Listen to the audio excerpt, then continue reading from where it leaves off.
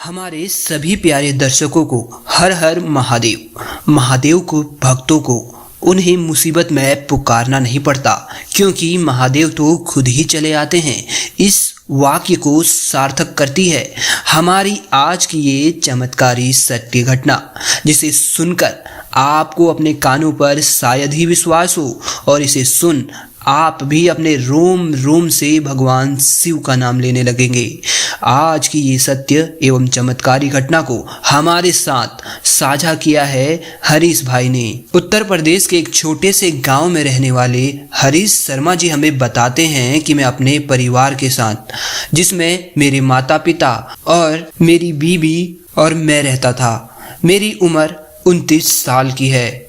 मेरी शादी को अभी करीब 1.5 साल हुए हैं। मैं भगवान शिव का अनन्य भक्त हूँ और उन पर मेरी आराधना और उन्हें मैं अपना आराध्य मानता हूँ। मैं सुबह जब भी उठता हूँ तो सबसे पहले स्नान करके भगवान शिव के मंदिर में जाना ये मेरा रोज का नियम है। वहाँ पूजा पाठ करने के बाद ही बाकी सारे काम मैं करता हूँ। और महादेव की कृपा मुझ पर ऐसी थी कि मेरा सारा कामकाज बहुत बढ़िया चल रहा था।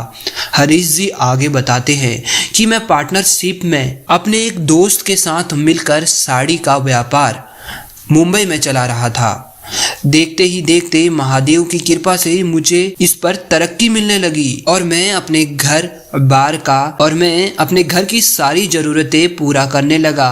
करीब 2-3 साल में ही मैंने अपने गांव से अपना पूरा परिवार शहर में बसा दिया और हम सब मिलकर मुंबई में रहने लगे। मेरी जीवन रूपी गाड़ी निरंतर आगे बढ़ती जा रही थी, परंतु एक समय ऐसा आया जिसने मेरी पूरी जिंदगी बदल दी और मुझे पूरी तरह से बर्बाद कर दिया।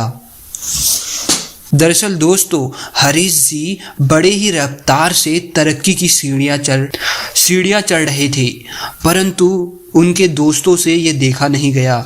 उनके व्यापारी मित्र के मन में लालच आ गया था और जिसके साथ हरीश जी साझेदारी में थे, वही दोस्त ने अचानक एक रात सारा मुनाफा लेकर व्यापार के सभी कागजात अपने साथ लेकर पूरे परिवार के साथ मुंबई से वह रफू चक्कर हो गया।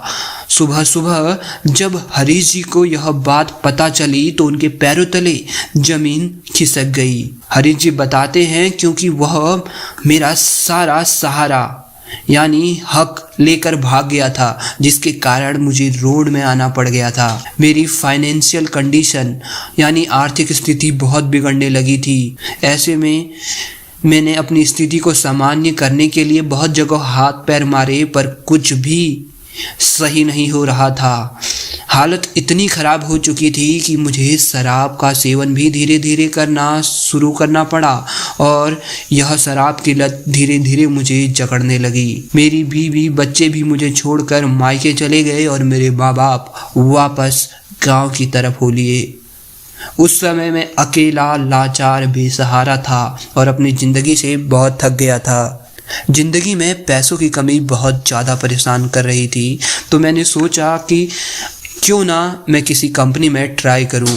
और एक दिन हरीश जी को एक कंपनी में इंटरव्यू के लिए जाना था। उन्होंने जॉब के लिए सारी तैयारी शुरू कर दी थी। हरीश जी बहुत उम्मीद के साथ महादेव को प्रणाम करके सुबह सुबह इंटरव्यू को निकल पड़े, परंतु जब किस्मत खराब हो तो क्या ही कह सकते हैं। दरअसल रास्ते में जाते वक्त उनके बाइक का एक टायर पंचर हो जाता है, जिससे स्थिति और अधिक बिगड़ जाती है। उनको इंटरव्यू के लिए लेट हो गया और जो इंटरव्यू का समय था वो समाप्त हो गया। इस तरह से हरीश जी और भी अधिक डिप्रेशन में चले गए। वे एक वाइन शॉप पर जाकर एक बोतल खरीदते हैं और किसी बीच में जाकर बैठ जाते हैं और वहाँ शराब पीने लगते हैं। तभी उन्हें अपनी ज़िंदगी की कमियों का एहसास होता है और परेशानियों का एहसास होता है। वे बहुत ज़्यादा डिप्रेशन में होते हैं और उस समय वे आत्महत्या करने का निश्चय कर लेते हैं। शराब की बोतल वहीं छोड़कर आगे समुद्र की ओर डूबने के लिए सीधे बढ़ते जाते हैं। धीरे धीरे वे आगे बढ़ते हैं, तभी उन्हें महसूस होता है कि उनके पाँव में कुछ आ गया है। जब वे थोड़ा झुककर नीचे देखते हैं तो पता चलता है कि उनके दोनों पैरों पर सांप लिपटे हुए हैं और वहीं उन्हें आगे बढ़ने से और वही सांप उन्हें आगे बढ़ने से रोक रहे हैं। हरी जी बताते हैं कि मैं उन्हें छुड़ाने की कोशिश कर रहा था और वे पैरों से अलग नहीं हो रहे थे। जी हाँ दोस्तों, वह महादेव का ही चमत्कार था कि सांप मेरे पैरों पर लिपटे हुए थे और मैं मरना चाहता था, परंतु वे सांप मुझे ना तो कोई नुकसान पहुंचा रहे थे और ना ही मुझे समुद्र में डूबने के लिए आगे बढ़ने दे रहे थे। तभी हरीश जी को एक बात सूझी, जरूर ये महादेव का ही काम है और वह मुझे यह करना नहीं चाहते और वे मुझे यह करने देना नहीं चाहते। जरूर वे मुझे कोई सद्बुद्धि दे रहे हैं। वापस चले जाओ, शायद यही उनका संकेत है। ऐसा सोचकर हरीश जी ने आत्महत्या करने का विचार त्याग दिया। तभी उन्हें उस कंपनी से फिर से कॉल आया कि आप इंटरव्यू के लिए आए नहीं, और उन्होंने वापस हरीश जी को इंटरव्यू के लिए बुलाया। हरीश जी तुरंत इंटरव्यू के लिए उसी दिन तैयार होकर निकल गए और उनका सिलेक्शन हो गया और धीरे धीरे स्थितियां सामान्य होने लगी।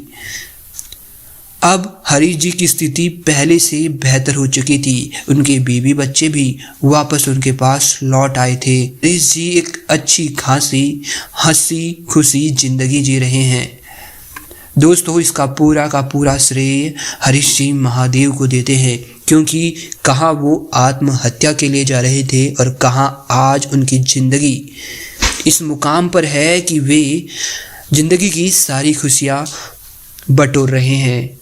महादेव ने उनकी डूबती नैया को पार लगा दिया।